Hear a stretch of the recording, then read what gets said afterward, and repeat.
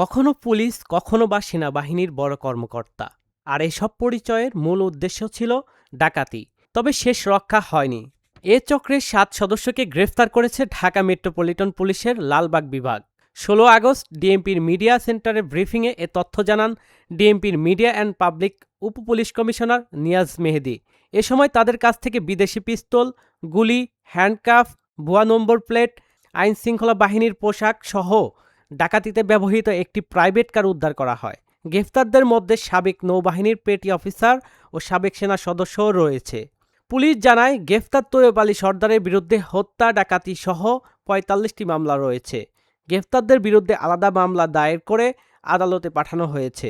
এই ঢাকা শহরে আপনারা জানেন বেশ কিছুদিন ধরে ডিবি পরিচয়ে, র্যাব পরিচয় দিয়ে, পুলিশ পরিচয় দিয়ে বিভিন্ন সন্ত্রাসীরা গাড়িতে চড়ে বিভিন্ন পুলিশের ভেস্ট, ডিবির ভেস্ট পরে নকল পিস্তল, আসল পিস্তল দিয়ে বিভিন্ন জায়গায়, বিভিন্ন রাস্তায় তারা টাকা বহনকারী অথবা মূল্যবান সম্পদ বহনকারী যাত্রীদেরকে ভয়ভীতি দেখিয়ে আটকিয়ে তারা বিভিন্ন সময়ে ছিনতাই করতেছিল, ডাকাতি করতেছিল।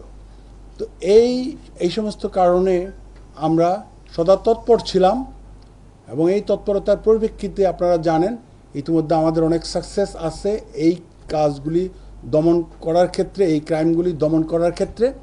তো ভেরি রিসেন্টলি গত ১৩ তারিখ রাত থেকে ১৫ই আগস্ট পর্যন্ত টানা ২ রাত ৩ দিন আমরা অপারেশন করে ঢাকা শহরে ৭ জন দুর্ধর্ষ ছিনতাইকারী ডাকাত আমরা গ্রেপ্তার করেছি।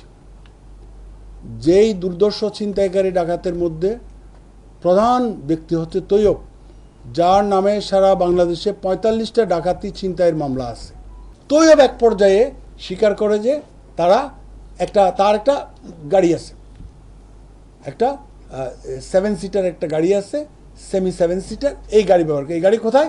ধানমন্ডিতে ২৫০০ টাকা দিয়ে সে ভাড়া করে ওখানে গাড়ি রাখে। আপনারা দেখবেন এখানে অলরেডি আছে বেশ কিছু নাম্বার প্লেট, দেখছেন না?